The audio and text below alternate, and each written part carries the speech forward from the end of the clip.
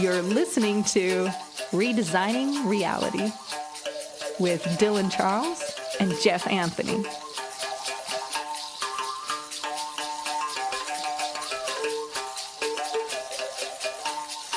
All right, well let's go ahead and punch in the clock here. Let's go ahead and punch in on Redesigning Reality, the podcast. I am one of your excellent hosts, Dylan Charles, speaking with you today. So thanks for joining us. And here with my good bud, Jeff Anthony. What's happening, my man? Yo, yo, yo. Here we are. Yo. 1 week removed from spring break for me and deep in it for you. Spring break. Yeah, it doesn't. It was cold here yesterday, so ready Winter break for spring. Come on, Mr. Old Man Winter. Turn yourself in. Go back to bed or whatever it is. The groundhog, man. I feel like he really screwed us this year, man, because winter doesn't seem to want to break where I'm at. If you're watching this, you may notice that you're only listening because there's nothing to watch because we have some techno difficulties in the video feed, which is cool because it actually takes some kind of pressure off. I don't know. I just feel all of a sudden instantly more relaxed that I don't have to, I don't know, smile or keep my mascara from running. I don't know. Yeah, I noticed you didn't fix your hair there. Your hair looks wonderful. Oh, that's the best thing you could say to me. That's the most important thing. The hair. Yeah. The hair. My 10-year-old. And you're talking about getting screwed by groundhogs. And so what is that like? What's it like to get screwed by a groundhog? I just meant that, figuratively, not literally. Okay, good. Nice. No, it's actually, Right, we anyway. actually have, where I'm at, we actually have groundhogs. I've never lived in a place where there's groundhogs and there's, they're big. They're giant. They're interesting creatures. They Dude, like to hang out. I was driving home from Seattle and saw 2 dead beavers on the highway, and I'd never seen that before. I was like, well, what's a beaver doing crossing a highway? I thought they were supposed to be in the rivers. But we were right near this, kind of wetlands area, so... That makes me think of Rupert Sheldrake. Yeah. You're familiar with him? He's a scientist. He likes to study, that space between science and spirituality. And I remember seeing a video or something with him not too long ago, and he talks about how he was inspired to sort of take up this path in life. And he said that his first inspiration came in biology class when he was in high school or middle school or whatever it was. And they were like, okay, biology, it's the study of life. And then they handed him a frog and, basically told him to kill it and chop it up and right. Rip its guts out. And he was kind of like, man, this is messed up. It's supposed to be the study of life. And here we are killing things. This is true. Aren't many things in our world kind of counterintuitive? Yeah. I don't know if that's... I guess you have to take a life to study a life. Maybe that's part of the deal. That's just 2 ways of studying things. I mean, I don't know if it's counterintuitive or just playing backwards. Right. Well, anyway, it's interesting you mentioned Rupert Sheldrake because he's one of the many people I used to listen to when I would be taking breaks from writing my book, Cosmic Wizard, A Journey from Outer Rage to Inner Sage. Dun, dun, dun, dun. Yeah, dude. I used to, take breaks from writing, and even sometimes before I would write, early in the morning, like 3:30 in the morning, I'd be watching super intellectual conversations by Terrence McKenna and Rupert Sheldrake on YouTube and stuff to get fired up. You would take a shell break? Shell break with Nice. the Sheldrake. Oh, yeah. My Nice. daughter hates it. I drop puns all the time. She hates it. I mean, she's just a those are the teenage dad girl. jokes. She hates it. Dad jokes for sure. All I hear about is dad jokes all the time. And my son was like, every joke you tell is a dad joke. And I'm like, well, since I'm your dad, that's kind of how it works. That's how it goes. So, man, we were going to talk about today about spring break and taking a break and how important all that is. And yeah, I had this moment before we started recording today where I was, let's just say, mentally preparing for this excellent show, this excellent podcast. So if you've listened to any of the recent episodes, you may have noticed that I've been talking about breaking my collarbone. It's been almost 4 weeks in surgery now, so I'm on the mend, and I've been riding this stationary bike. That's all I can really do right now, and physical fitness and exercise is a big part of me and how I maintain my mental health and balance in life. And so, been on the stationary bike, just humping it. And today I was out there riding before the show, and I was thinking, I was looking out, since sitting in the garage, and I was looking out, and I'd been sitting there riding it for 20 minutes, 30 minutes. I just kept going and going and going, really getting into it. And I looked out, and I noticed, I was telling myself in my mind, I'm like, man, I'm tired of it being cold. I'm ready for spring. And I looked out, and the landscape I was looking at in my street, Jeff, it's we have a lot of trees, and so this time of year there's not a lot of leaves on the trees, and so it's a totally different vibe when you're hanging out on the block with leaves on the trees than it is without leaves on the trees. It's got that wintry vibe, you know what I mean? Oh yeah. And I looked out, and I was, the big trees, the big oak trees, still they're, the buds are kind of coming in, but I looked around and I was like, hey, wait a minute, something's different. And I noticed that a lot of the smaller trees, the dogwoods and some of the ornamental trees and stuff, that they already have leaves on them. And I didn't even notice when they put leaves on them. And I was like, oh, wait, holy crap, it's happening. It's already happening. It really sort of jolted me into this frame of mind, realizing that like big changes come, like they just sort of happen. They just sort of like come to fruition. And all of a sudden you're like, oh yeah, I knew this was coming. And boom, here it is. It's right in your lap. Whereas prior to that moment, you're constantly like, oh, I'm waiting for this big thing to happen. I'm waiting for this big thing to happen. But all along the way, there's telltale signs, and this whole evolution of time and movement just keeps happening and happening. Well, which is a great and funny way of thinking about how waiting is such a waste of time, and so many people in their lives are waiting for something to happen, and it's happening. It's happening. It's in the process of happening, and it's not something you have to wait for. Get on with the routine of whatever it's going to be.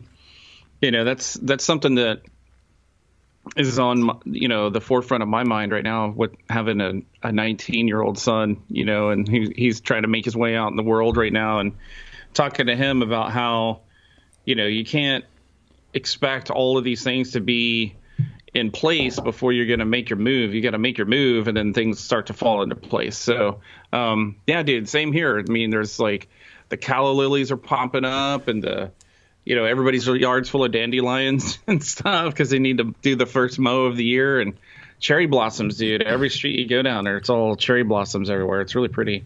But yeah, the oak trees and stuff are still barren, and it's cold and all that. So yeah, we're ready for some warmth. Funny to take a spring break. I'm like, spring break, other than the colorful flowers, it doesn't feel very springy out here. But it's all perspective too for us coming from a tropical environment to this now.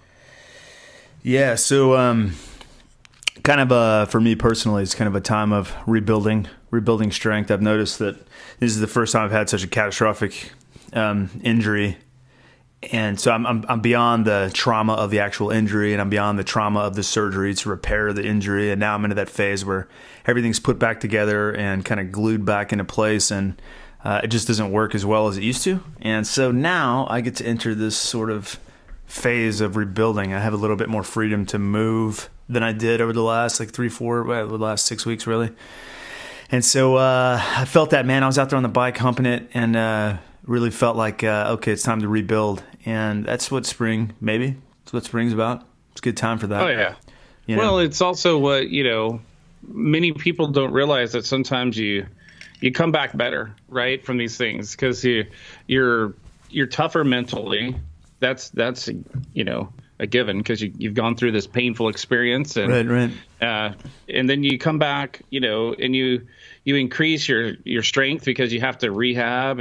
And a lot of times, man, you come back better from injuries. I know when I shattered my pelvis, man, I lost 70 pounds and, it had a long year and a half to think about, things that I wanted to do and put in place and do differently and stuff. And, I mean, that's what that whole injury for me is what sparked everything that, basically came to pass in the form of writing a book. So yeah, I was thinking like I had to basically stop cold turkey lifting weights and running and doing all this stuff when I got this injury, and so I stopped making gains in those areas. And I'd been getting kind of serious about that stuff.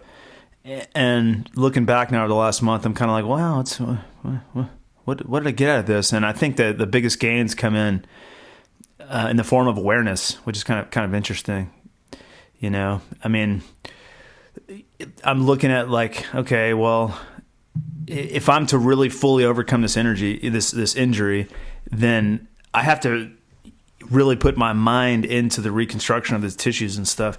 You know, when you look at like really successful people, like Arnold Schwarzenegger comes to mind, like successful bodybuilders and people who really put a lot of attention into their bodies. Like one thing that I remember hearing, one thing Schwarzenegger talks about, and I've heard this from several other really serious bodybuilders, is that like the muscle in your body doesn't, you know, you can go lift weights all you want, but if your mind isn't really in the game, like once you put your mind into the muscle that you're actually working, when you're working on it, it like the gains go through the roof, you know. So there's some like that mind body connection. Once you intentionally put the mind in that space, in the bicep or the freaking, you know, the quadricep or whatever it is that you're working on at that very moment, and you really bring that mind into there, it does something like, it adds like explosive growth to what's physically possible with the tissue.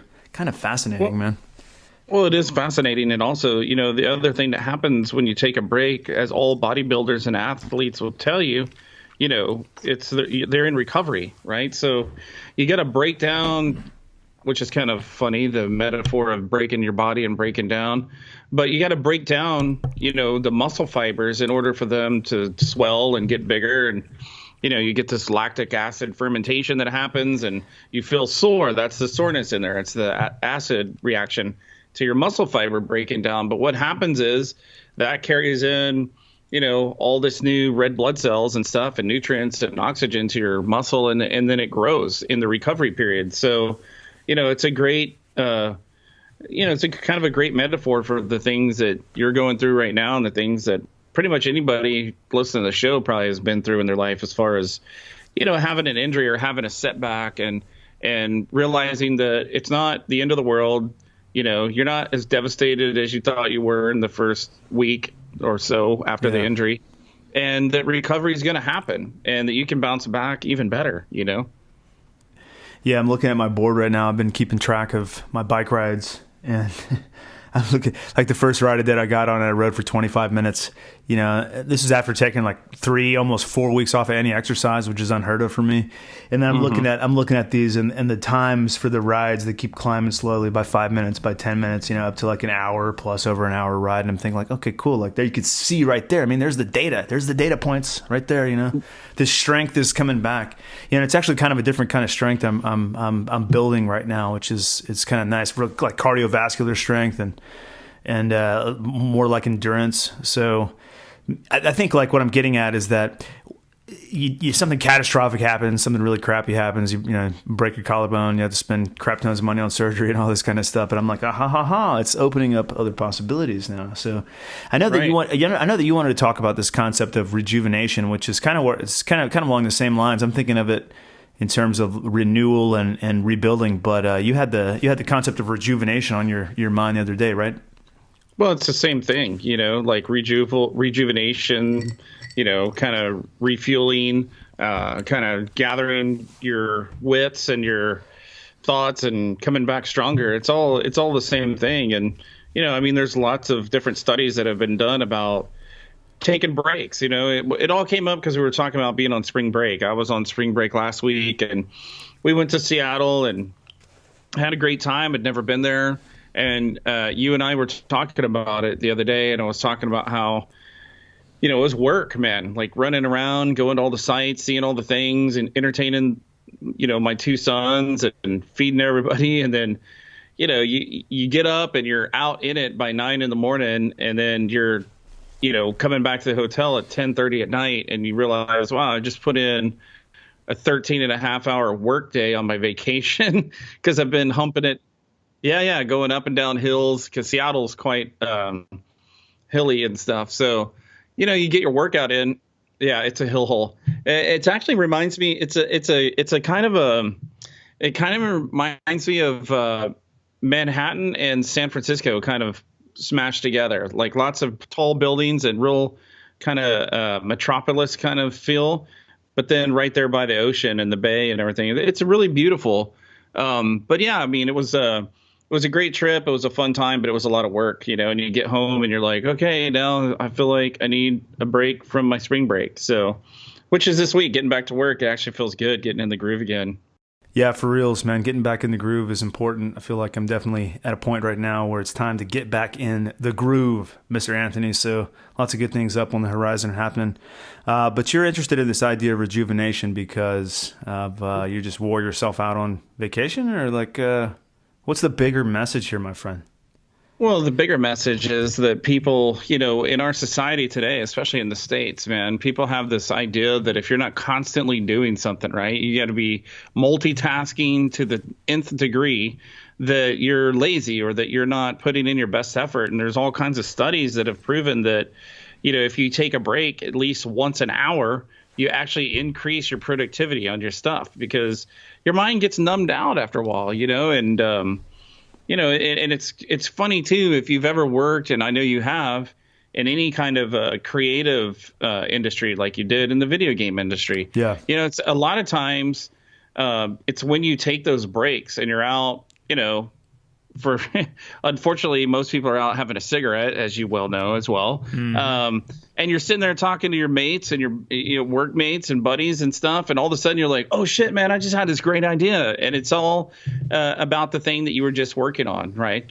The level you're designing or whatever kind of thing you're trying to edit. And, with the software or with music in your case or sound.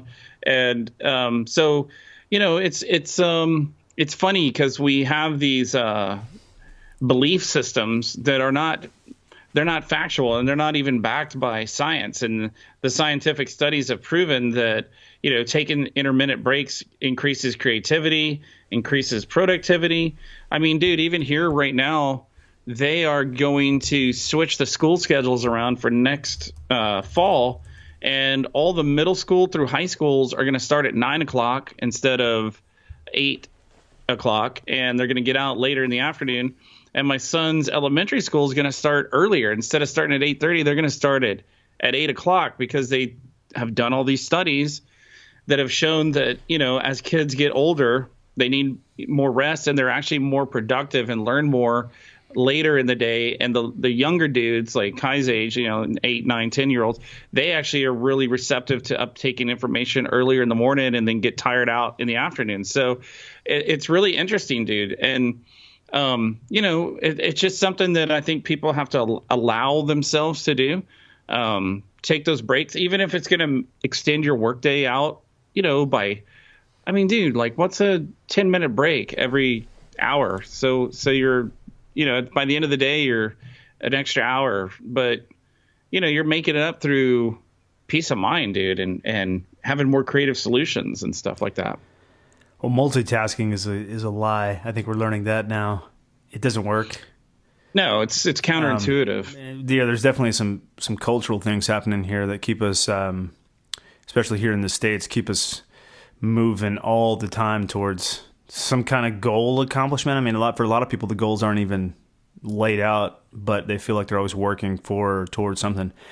Now, you contrast that a bit to kicking back in Costa Rica, and you realize that, there's perfectly okay to live in a way that's laid back. It's nice, right. Actually, Well, and there's a balance to everything, right? I mean, you and I both witnessed way too laid back there, and people that weren't. It can get that way, yeah. I mean, yeah, it definitely can. That's one of the reasons why we came back to the States. We just wanted to get a little pressure under us to make some new and exciting, interesting things happen, and it's pretty easy in an environment like that to be, complacent and just kick back lazy, which is, ain't nothing wrong with that. Maybe it's healthier in some ways, but I don't know, man. I don't know. As far as like me personally, I'm going through, like I said, like it's like a rebuilding, like a reconstruction, like a rediscovery of strength and whatnot. So it's this like period of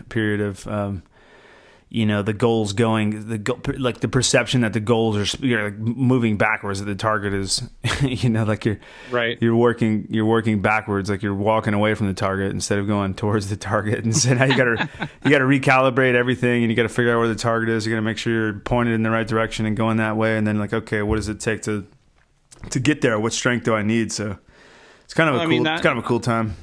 And that's a great, analogy and a great concept to think about too, is if you didn't have these little setbacks, right? These little breaks, since we're kind of focused on that, you wouldn't be able to recalibrate your targeting system, right? And realize, hey man, maybe I'm shooting for the wrong thing here.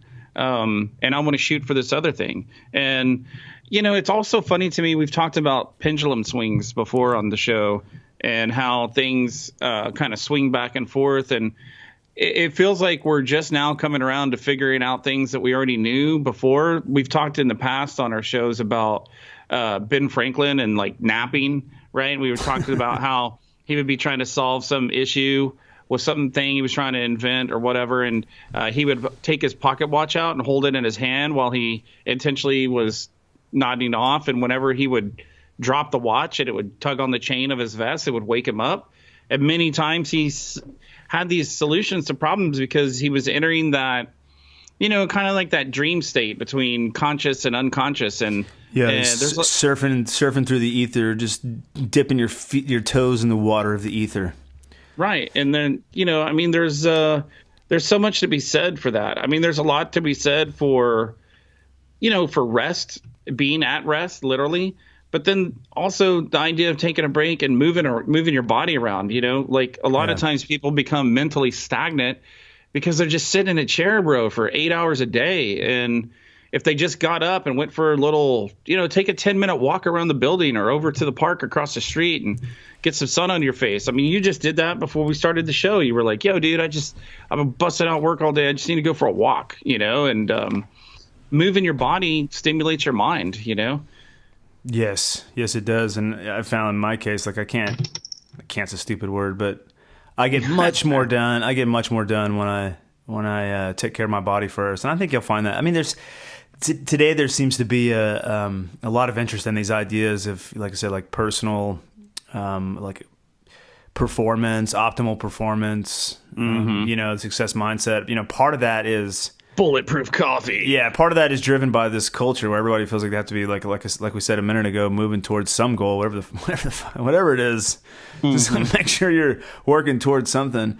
But the flip side of that is like with the technology and the connectivity that we have nowadays. I mean, there's so many ideas that can get around and proliferate that are really very useful to people for doing the things that they want to do. So it's just kind of weird. On one hand, it's like, all right, cool. Well, now we all have to be like at our optimal performance because the culture expects us to be like getting things accomplished and done and, always moving towards the target. And right. I think that's kind of working against us in a lot of ways. But the flipped coin, like I said, is that along the way, we're learning lots of cool things we know about the human mind and how things work. And I find that for me, if I can get started with physical exercise in the morning, like that makes a huge impact on my day. And I know a lot of people out there, there's a lot of podcasters and influencers, as we've called them, Mr. Anthony, talk about that, when in the morning, when in the day, and 5 things you have to do every morning to be the most successful, amazing person that you're supposed to be. Anything less is unacceptable. Right, but they're not things you have to, and they can be whatever, dude. I mean, for me, it's stretching, right? If I wake up early, which I normally try to do, I get my stretching in before I ever get out of bed. Before I ever get up, I stretch, and it makes a huge difference, dude, just in your mental state, number one, because it's the thing like you were talking about earlier with Schwarzenegger. It's like you're limbering up your mind by limbering up those muscles, right? Because you're in there, man. Like when you're pulling up your knee to your chest first thing in the morning, I mean, the thigh and the quadricep don't want to go, and you're like, ooh, I feel that. And it mentally takes you into your leg immediately, but the longer you hold it, the looser it gets and the better it starts feeling. And you're limbering up your mind and you're kind of getting yourself prepped for your day. And, and then you're literally and figuratively more flexible in your life, right? And all of a sudden if you jump out of bed and, you feel stiff, and then you get in your car and you rush off to work and you meet that freaking barrage of traffic, and then you have these freaking outbursts and stuff because you're all tensed up anyway because you didn't take the time to stretch out and kind of ease into your morning. And on and on goes the frustration and the lack of flexibility throughout your day. The downward spiral. But I think it's funny too, like the flexibility. So many people are lacking the flexibility of mind and opinion. And I used to be pretty coarse and pretty stalwart in my opinion about politics and how the world should be and whatnot. But man, like I've found that even like yoga, like if you do yoga a lot, your body gets flexible, but your mind also gets flexible too. Like the things that you allow yourself to believe in, Right. the ideas that you allow yourself to entertain, the opinions that you can, Or the restriction on your mind. sure, right? yeah. You know, like You'll actually contemplate more and allow some space for opinions of things that you thought before maybe were illogical or right.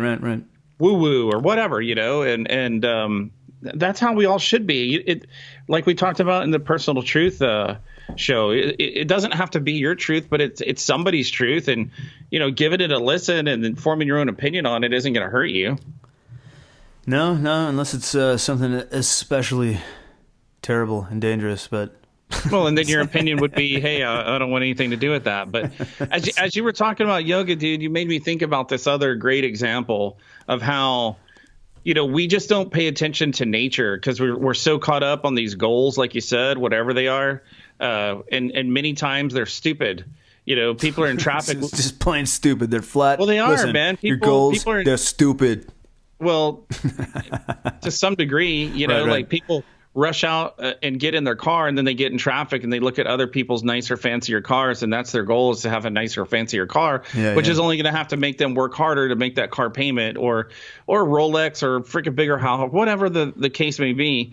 And I'm not saying that material things are bad. That's not what I'm trying to say. I'm just saying it's a fickle line that people cross when they start making their goals material, and we lose sight of that we are a part of nature. And if you look at any animal, dude, if you own a cat or a dog, as soon as that cat or dog wakes up from a nap or in the morning with you and it's on your bed, they freaking stretch, dude.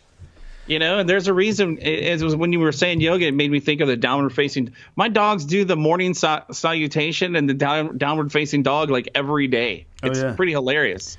And yet we just jump up, cram a cup right back to work. Cram a cup of black liquid down our throat that's full of caffeine, and we're like, okay, I'm awake, I'm ready to friggin' rock, and and your body's like, no, I'm not. This is, and when you're in tension and when you're in the mix of stress and pressure and all that confounding and compounding on top of each other, dude, you can't be productive and creative and be a true problem solver. Yeah, it's you've got to treat the whole machine. You got to be holistic in how you keep things fluid and moving. Like we've talked about this before, personal practice and how like a personal practice is especially important. And I'm coming off this month of literally just laying around in bed waiting as this like traumatic healing was taking place. So my whole practice and everything has been all out of shape right now, and it's so important. I want to talk real quickly about something. There was this lady, I won't say her name, maybe somebody out there knows who she is or whatever, but she's like a personal coach, like a tantric like teacher, like a motivational kind of, this beautiful woman that spent a lot of time in India and stuff, and it's real tragic. Like she had all these people that she was helping out to overcome life problems and become their best selves, and then one day she surprised everybody by committing suicide. And it was really sad, but a friend of mine knows her. So a year after this happened, a friend of mine posted on Facebook and was talking a little bit about what actually had happened to this girl. And what I thought was really, really important, what she said was that nobody really knew it, but this girl was kind of in a healing role. She was helping people to heal and overcome their own problems. So she was taking on a lot of that energy that healers tend to take on. I mean, every healer that I know and every experience that I've had as a healer, you can help people out, but it weighs you down. You have to learn how to transfer that energy. It's going to come from them into you. You have to learn how to get that out of you. That's what shamanic healing is about. It's about moving that energy from one being to another and then putting it into a safe place. Right. And my friend was talking about her, like the main thing that was going on in her personal life was that this was a person who had like the perception of having a perfect spiritual life. She was perceived as having the perfect routine and all these things, which she did at one point. But along the way somewhere with all of her healing work, she lost that connection with her own personal practice. And so she started drinking again or drinking or whatever. And that sort of snowballed things. But the main thing was that she had stopped allowing herself the time in the morning for that personal practice. And it's like, wow, for some people, depending on what they do and how sensitive they are, man, that could be devastating, you know, to not have that moment for themselves, like first thing in the morning, which is, you know, really the best time to engage yourself and wake up, you know. And so yeah, man, thinking about like coming off of this long period of freaking, you know, lying around and waiting for my body to heal. I'm like, okay, now it's time to, you know, like to push it, right? So now it's time to put my mind into the body. You know, it's time to step into those exercises and build a new routine based on what's just happened, you know. But so many people, dude, they lose track of that. Like the girl you're talking about, and I'm familiar with the story. I'm glad you didn't say her name. I can't recall her name. I remember hearing about this thing, but you know, you get in the business of being busy, and that's probably what happened to her. You know, she had so many requests, so many demands, you know, and opportunities, that those opportunities then all of a sudden they overwhelm you, and it's something that. Here we bring up Jordan Maxwell again. Jordan Maxwell. But I don't think we've ever brought up Jordan Maxwell. That dude is. Or no. Yeah. Come on, man. You got this. It's a Jeopardy quiz. That. Jordan Peterson. Hey, that is correct, says Alex. There we Trebek. go. Yes. Well, Jordan Peterson, I was listening to him. A really interesting interview. I don't know anybody out there if you haven't heard this one. He's got a lot of good ones, man. A lot of good ones. And this one is with the comedian guy, you know, with the dark hair, long hair. Everybody loves him and thinks he's so funny. And so Jerry Seinfeld. No, come on. Long hair and funny. He's British, you know. He was a heroin addict. Russell Brand. There you go. Yeah. Pop singer. He used to be married to some pop singer. Anyway, Katy Perry. Russell Brand had him. There you go. I know all this stuff. You're all pop culture, dude, because you got the like 13-year-old daughter, and I'm kind of on the fringe of it's all not that, her, man. It's all me. This is all me. I'm connected. Yeah. There you go. Yeah. Rubbing elbows with pop culture. But anyway, Russell Brand is interviewing Jordan Peterson, and Jordan Peterson was talking about how people get overwhelmed in one or the other direction. And he said there's been many studies about it and nobody really understands why. But Jordan Peterson put it to him like this. He said, look, I'm sure when you started your career, at one point it wasn't going that well and you just stuck with it and stuck to it. And this opportunity came and you did this thing. And then all of a sudden another opportunity came and another opportunity came. And then something happened and you caught fire, right? Like the viral video on YouTube or something, or all these people that get overnight 100,000 Twitter followers because, you know, they were the best player at a basketball tournament on TV or something. And he said at some point you get so busy that you're having to decide which opportunities you have to turn down. And he said then it spirals in the other direction too, where, you know, you same thing, right? You start this career, things aren't going well. You stick to it, and you hit a break instead of instead of a positive break, I mean a negative break. You know, something happens and you fall down a little bit, right? And then you waver on your stick to itiveness, right? And your path, and then before you know it, he's, you know, like you said, these people are like addicted to drugs and alcohol, and they become alcoholics and heroin addicts and all these things. And he said, granted that, I mean, that can happen from overwhelming success too. But the point is that there's no correlation to why he was saying there's no real reason why what do you mean? Like why somebody becomes an overwhelming success or an overwhelming failure. Okay. But he said the key to staying successful once you get these overwhelming successes is to analyze your opportunities and to reject opportunity. And by doing something that seems counterintuitive, like, you know, this lady should have done, she should have rejected some of the opportunities, but she had probably worked so hard to build up the client base and the, you know, the sense of being needed and all that it was hard for her to reject some of the opportunities so that she could then take care of herself and maintain her self-care and routine. And then that's what's sad is, you know, she she lost her way and lost her life because of maybe overwhelming success. And Wow. I mean, it happens to many, many people. And it's just interesting when you were talking about it, was reminded me of that Russell Brand interview. It was really interesting to me. Yeah, I mean, I'm learning this more and more too, as a person that, works for myself and runs my own businesses and is always having to be creative and move in new directions and always having to manage my own time, is that, I mean, it's so many successful people talk about this. I mean, it's so deep that when you get to a certain point, like it's more important the things that you say no to than it is the things that you say yes to. So being able to narrow your focus down to the one thing that's most important to you. And so, yeah, I hate to see I know the feeling of falling off the path and falling into old habits and feeling like, oh crap, well I'm here now where I was a long time ago. It's not really where I thought I was moving. I thought I was moving towards the target, and then all of a sudden I find myself, not participating in the self-care, or, ditching my morning routine, or, just not taking care of myself. Simple things like not eating the right foods, which is kind of going on for me right now, but it's so easy. But at some point you just have to you have to make a stand with yourself and be like, okay, like from this moment, not from this day, not from tomorrow, whatever, from this moment, I'm not, I'm the kind of person that eats the foods that serve my health. I'm the kind of person that manages my time in such a way that serves my interests, my goals in a way. And right.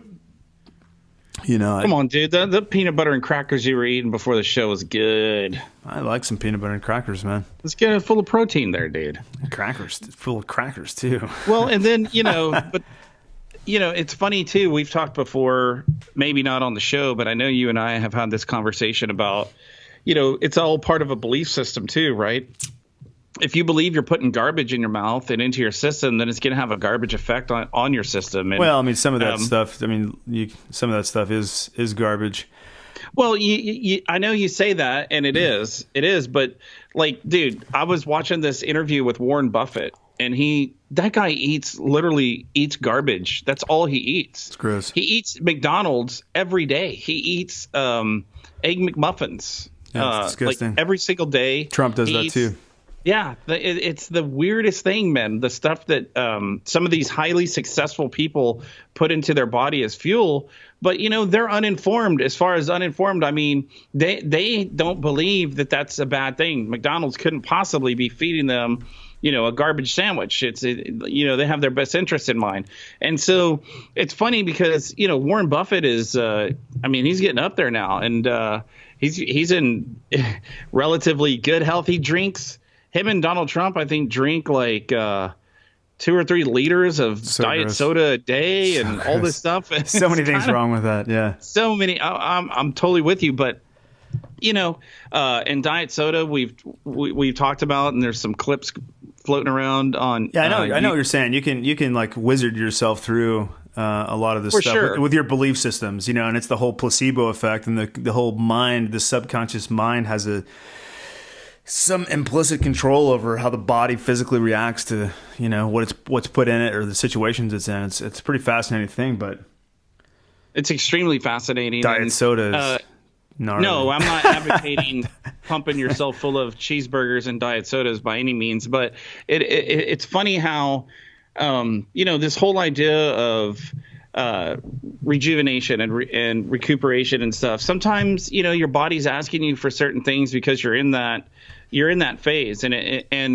has it has this kind of nurturing vibe to it, right? Like it feels good. It reminds you of something your mom would have given you when you were a kid or whatever, especially your little crackers and peanut butter there, buddy. But you know what I'm saying? It's all necessary. And I guess what ultimately the point I'm trying to make is, give yourself a break. Don't be so harsh and judgmental about the times when, you kick back and down a few beers, or you, eat something that's normally off of your menu for health reasons or health purposes. It's always funny to me how, people are so quick to judge what other people are eating and stuff, and everybody wants everybody else to be a vegan and will tell you all the reasons why you should be. And yet, some of the most successful people in the world are just like, hey, I'm just eating this thing because I need food right now. And it's not the most healthy thing, but it's, it's fueling them through their lives, and they're, good for now until the cholesterol hits like 400 and they clog their arteries. But, man, you're not telling me you believe in the whole cholesterol myth now, are you? Actually, it's kind of funny. I don't really believe everything, man. But this proves your point, though, man. Everything can go either way. I mean, we're all so different. We're all so different. We're all so unique. And not only are we unique physically, but we're unique in our mental habits, but we're also unique spiritually and metaphysically as well. So, I mean, I've got a friend that's going through some pretty crazy stuff, and right now some pretty crazy, like metaphysical, like expansive kind of awakening process that she's going through. And she's been telling me about her strange cravings for like peanut butter ice cream and all this weird stuff that she never eats, and for some reason, like that's what her body is telling her right now to seek nourishment, and is all this like junk food and tubs of ice cream and stuff, which is totally not like her. at all, and that stuff, even with that, dude, like that stuff comes in phases, as you well know.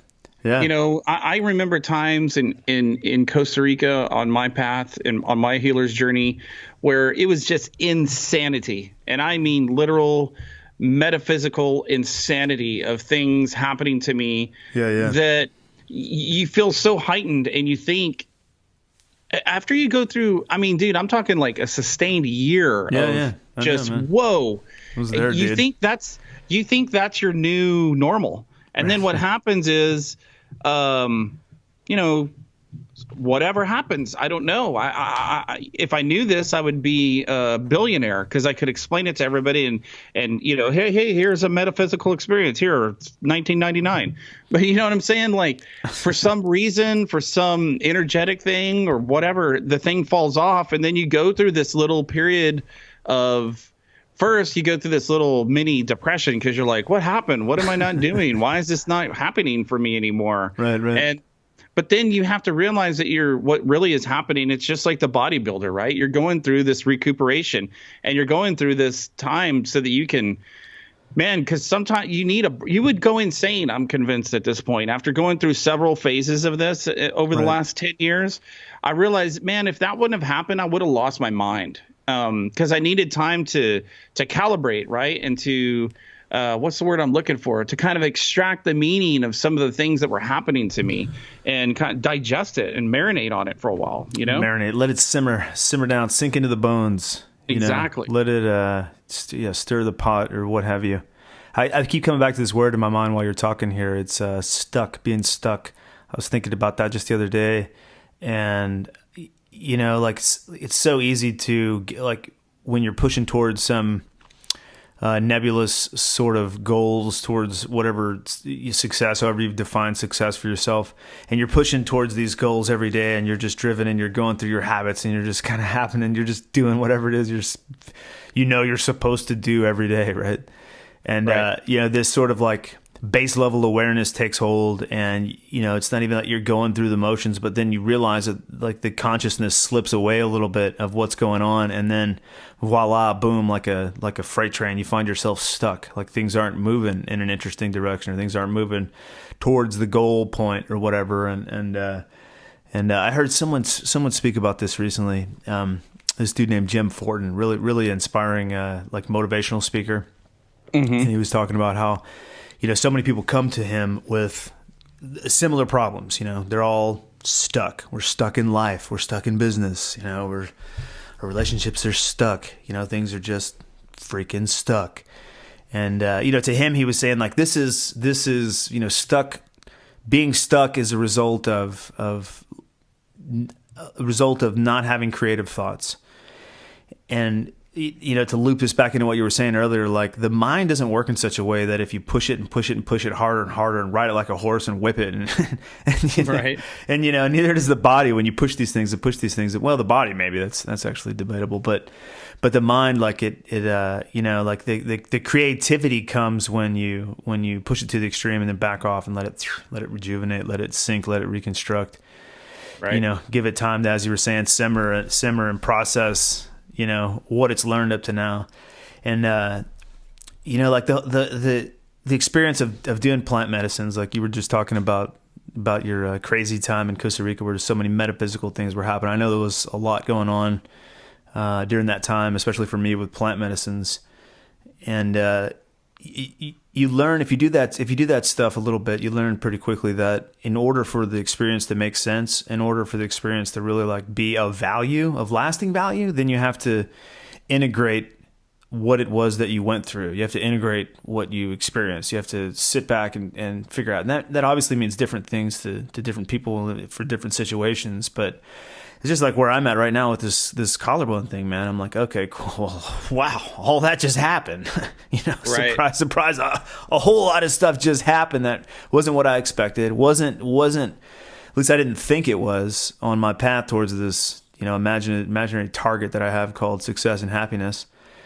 But it all happened nonetheless.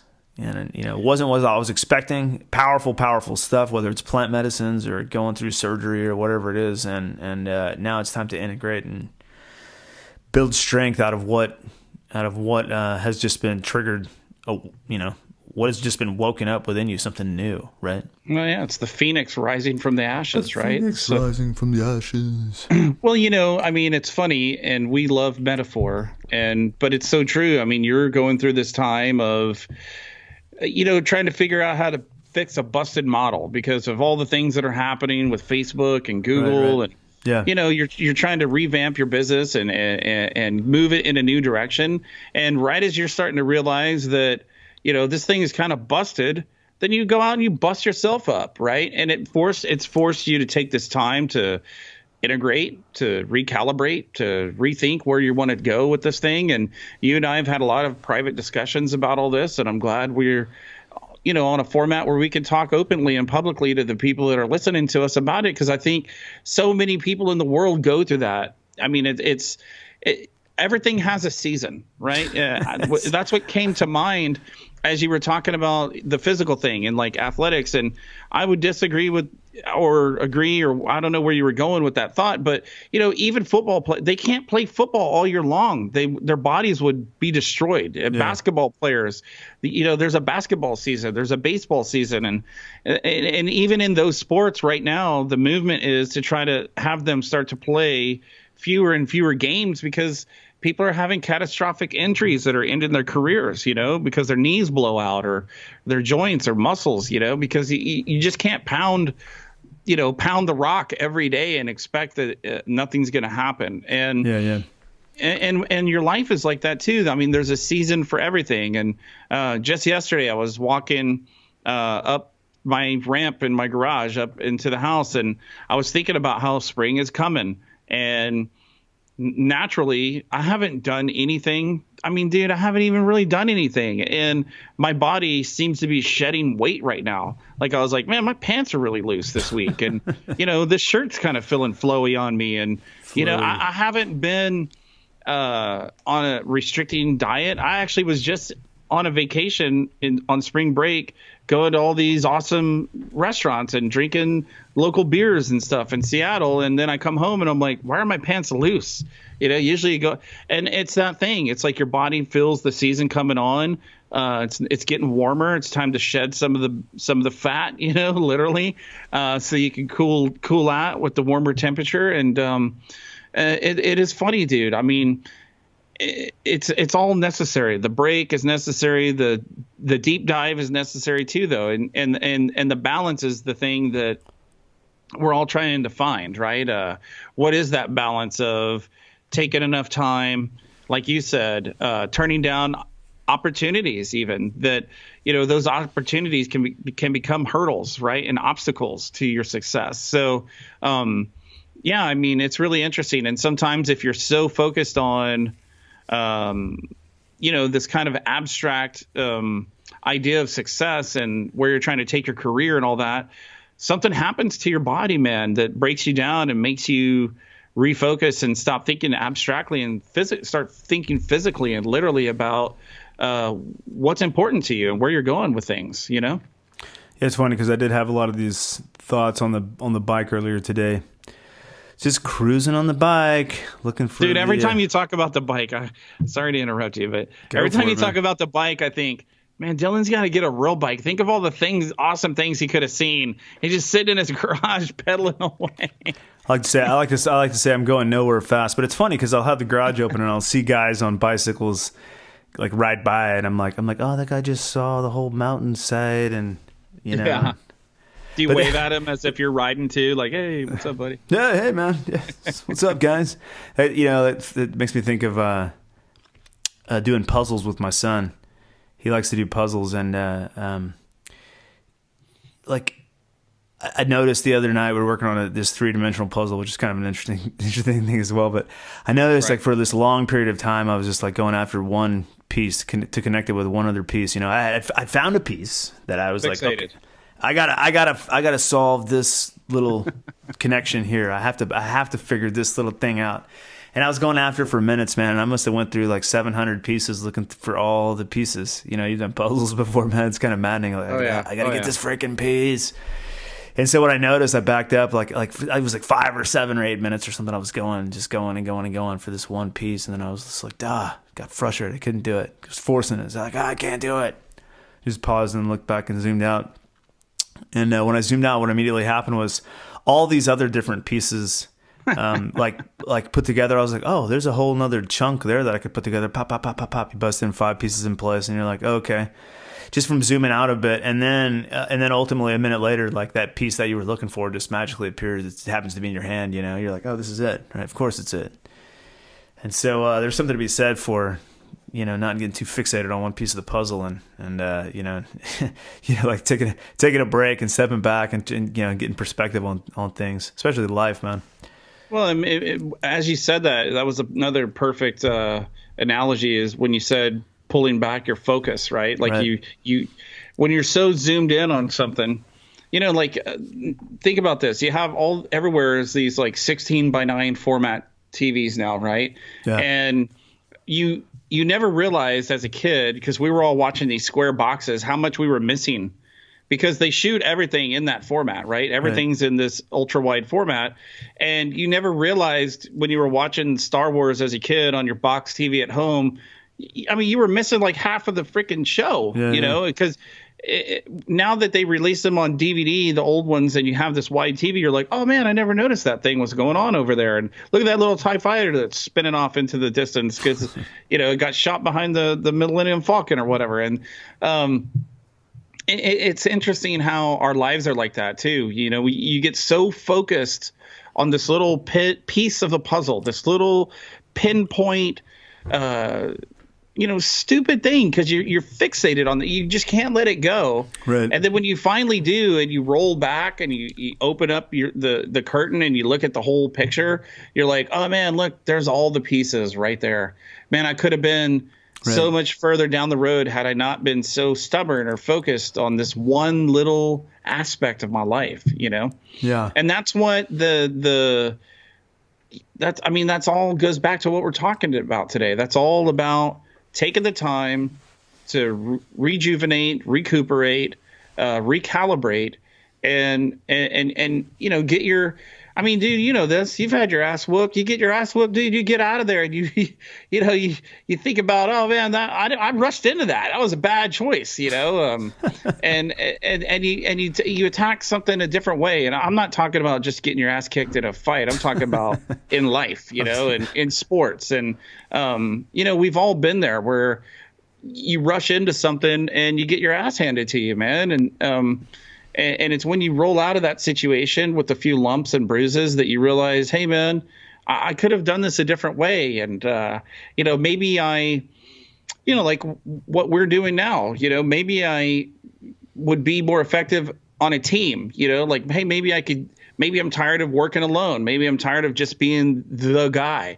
Maybe it needs to be a group of guys or a group of girls or a team in some way.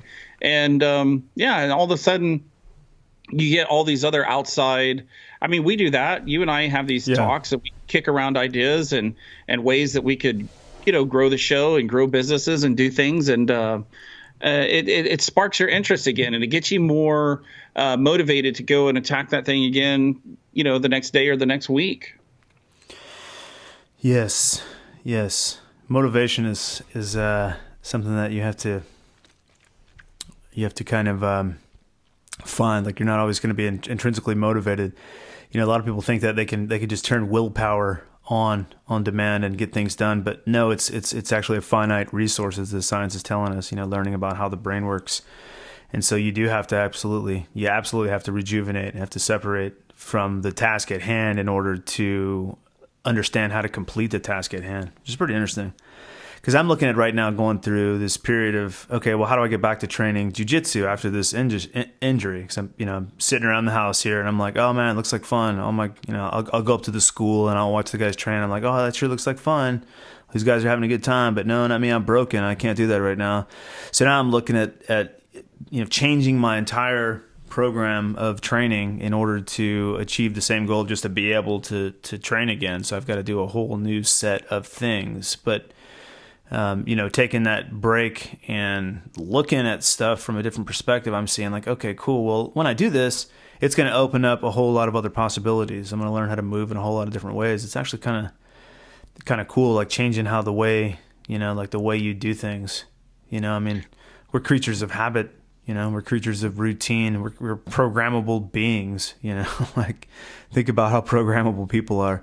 A friend of mine once told me, he was like, let's just say he was imagining a dystopian past where that's a safe way to put it. He was imagining a dystopian past where the human race had been subjugated by some sort of alien life form, and they ended up, I guess, like the short way to put it would be enslaving the human race, because the human beings were good at problem solving and at getting things done, and so that was like our main benefit. And so here we are learning how to get things done and learning about how we solve problems and the dystopian, what was it, the imagined dystopian past. But anyways, lots of cool stuff happening for me over here. It's kind of exciting, like I said, with spring coming around the corner and looking out the window and going, okay, cool, everything's about to change now,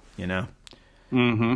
Well, and two, as you were talking about watching your buddies roll over there at the jiu-jitsu practice, as you're watching, though, it's a different perspective than participation, right? And you're probably thinking to yourself, oh man, if I was in that situation, I would try this move, or I would counter this with that, and so it also becomes, injury and recuperation and meditation and all the marination on your things. It becomes a time of problem solving, right? It becomes a study, like a analytical thing that you can start to tweeze apart, right? And realize, hey, there's another way, and maybe I could be more fluid with my movements. And we talked about that. Exactly. Like, I was at school just a few days ago watching, and it was literally exactly like what you're saying. I was sitting there watching. I was like, oh, okay, the sport has never looked like this to me before. I'm seeing the sport completely different, Mm-hmm. It's not just like when you would go and you were watching because you were about to jump in there and do it. It's a totally different consciousness around the experience of the activity.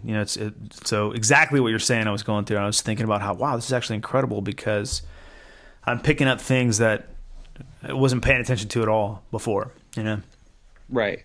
Well, it's like the old saying, those who do, and those who can't do, coach.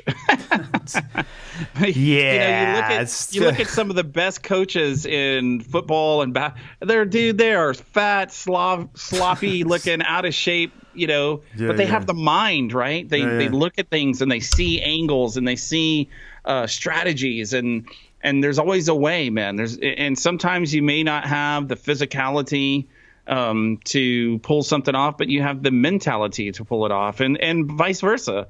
Maybe you don't have the mentality, but you become the physical attribute that somebody needs to get to where they're trying to go with something. So, and that's what makes the world awesome, dude. That's how we've accomplished all the things we have. There had to be an engineer to think of how to build the freaking building, and then there had to be the steel worker that was willing enough to get up there and wasn't afraid to build the building, right? And it's really interesting how all the pieces of the puzzle, no pun intended, here we go, come together, right, to give us this it was a perceived reality, before, and then it becomes a physical reality. It becomes this realization of the thought or the idea, and that's what real manifestation is. People talk about manifesting things all the time. It's really a realization. It's taking something that was a real idea or thought and bringing it into reality, which is the very definition of realize. And it's also why we named our show Redesigning Reality, because we're all capable of changing our reality, of, shifting our way of thinking. Right. And if we don't know how, there's always someone out there, and that's what we're trying to do here. We're trying to present thoughts and ideas. We may not have the answer, but maybe we can help someone to come to their own answer or their own conclusion or solution in something, just by something that, we've said on one of our shows. And that's what feels good about doing this. Yeah, I kind of spaced and went off in some weird direction there a minute ago with the imaginative dystopian past. So my point though was that it was a cool story that my friend, the cool vision that he had that explains to me like it speaks to me about our innate ability to be programmed and to function on programs and to develop habits and move through patterns and habits. And my point was going to be that it's up to us to break those habits, to interrupt those programs, and to reprogram ourselves with the stuff that needs to, whatever needs to be put in that gap between what we're doing and what's motivating us. And so, being that we are programmable beings, you get to a point where you're running your code and you're doing your thing, and then something unexpected happens, and the whole thing comes crashing down to the ground, and then it's like, yeah, what do you do, man? You rebuild from there, and that's part of it. It's kind of one of the best parts, actually. I'm really digging We've talked about resiliency before, right? That's another word you and I love. And the human body and the human psyche and physicality is all resilient. You can always bounce back. And it's kind of cool to think about that we are programmable. A lot of times people talk about that in a negative aspect. That's what I shouldn't have brought up this imaginative dystopian past, because it's just a cool story that I like, and it doesn't really fit the right context. But yeah, we are programmable. I mean, that's an important thing. Important aspect of self-knowledge is realizing that, you are programmable, but above that, you're the one that gets to pick the programs. You can survive. You can survive anything. You can survive, like I said, the junk food. You can survive eating McDonald's anywhere. You can wizard yourself through any kind of toxic situation if your mind believes that it can, has the fortitude, and then your body just magically adapts to anything. It's amazing. So. Anyways, it's kind of some of the stuff I'm going through right now, man. You want to wrap this up? I think we put in an hour. Maybe we'll call this a show. What do you think, Mr. Anthony? Well, let's call it a show. It's a show. Let's do it. Let's call it a show called Redesigning Reality. All right. Boom. But, in these conversations, I mean, we're always looking for feedback. We're always looking for you guys' comments that listen to the show, and you gals. I say you guys as a general term. Hey, you guys. Why don't you call them what they are, Jeff? They're beautiful bastards. Yeah. Okay. Okay, Phil. Yeah. Okay, thanks. Philly. I stole that one from. But YouTuber. let's just jump right into it. But no, seriously, we really do appreciate the feedback and the emails and the Facebook comments and stuff. It's well appreciated. It motivates us and it keeps us doing the show. And as usual, I'm going to drop our info. You can find Redesigning Reality on YouTube. We're also on all the downloadable, podcast sites. And you can hook up with Dylan at wakingtimes.com. And you can find me at journeytoinnersage.com. And also have this awesome book that I'm quite proud of. Award-winning. It's an award-winning book. It is an award-winning book. It's interesting to think of it that way. Cosmic Wizard, A Journey from Outer Rage to Inner Sage, available on Amazon. It's also available at Barnes & Noble. If you just go in there and, drop them the title, they can look it up and order it for you there if you like your local Barnes & Noble. So cool, man. I'm out there. Yeah. Yeah, you are out there.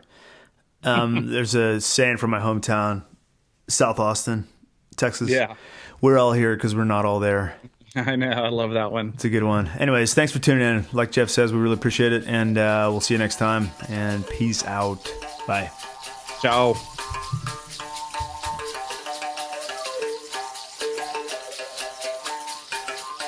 You've been listening to Redesigning Reality with Jeff Anthony and Dylan Charles.